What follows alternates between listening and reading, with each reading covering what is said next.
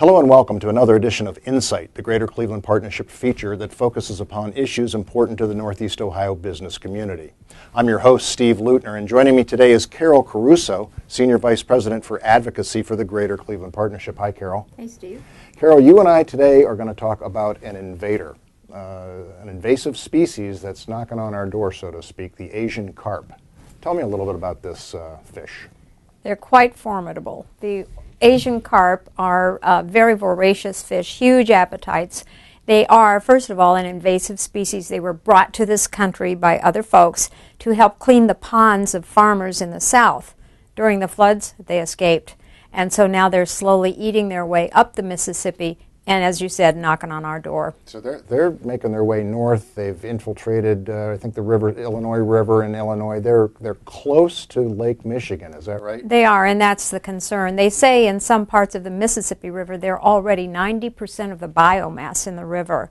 They're within 250 miles of one of the spawning areas, so we really need to be concerned about this. So if these things get into Lake Michigan, naturally it's thought that they would expand into all 5 Great Lakes, including Lake Erie. They would, and as you know, Lake Erie is the most fish-friendly of all the Great Lakes, so we have extra reason to be concerned.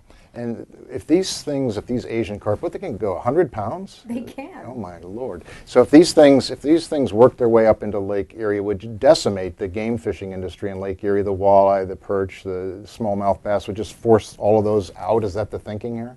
It is, and as you know, fishing is a big industry here in Ohio. In Cleveland alone, it's $1 billion a year, not to mention all the travel and tourism and the commerce that exists around the lakes and around fishing. It sounds like there's a good amount of urgency to this issue. So what's happening? What's being done about it? Well, one of our problems is not enough is being done.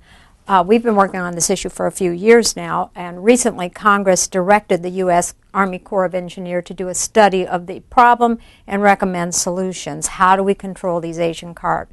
A couple of weeks ago they released their study, and unfortunately it's a list of solutions without a recommendation. There really isn't a sense of urgency there. Are there potential solutions that the Greater Cleveland Partnership, Carol, finds more appealing than others? Well, we are looking at one in particular, still studying the whole issue, but the one that seems to be gaining the most traction is, of course, the most expensive one, but it is the actual physical separation of the rivers from Lake Erie, from the Great Lakes. So that would occur in Illinois or in the Chicago area. And so it would be kind of costly, is that correct? Yes, by some estimates about $18 billion and many, many years, which is an issue. But if you do nothing, I mean, sounds like it's going to happen. These things are going to spread. Absolutely. The cost of doing nothing is even more. We have to look at all the interim steps that are available to us, but that particular solution seems to be the most sure. So we're talking about this today, which is good to heighten awareness of this. What else is the Greater Cleveland Partnership doing about this? Well, we are working with our allies in the Great Lakes Metro Chambers Coalition, talking to members of commerce, working with our allies that have the same perspective as we do, and talking to the U.S. Army Corps of Engineers. What we're really trying to do is stress the urgency of the situation. Now, there was a hearing here in Cleveland about this recently? Right, a couple of weeks ago, and good turnout for that, as a matter of fact.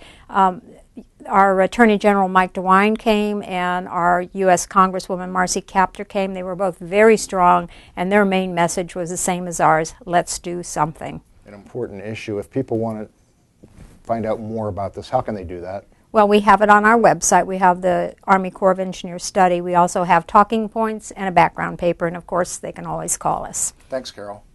And thanks for watching another episode of Insight. In the weeks and months ahead, we'll examine more issues pertaining to the Northeast Ohio business community. Thanks.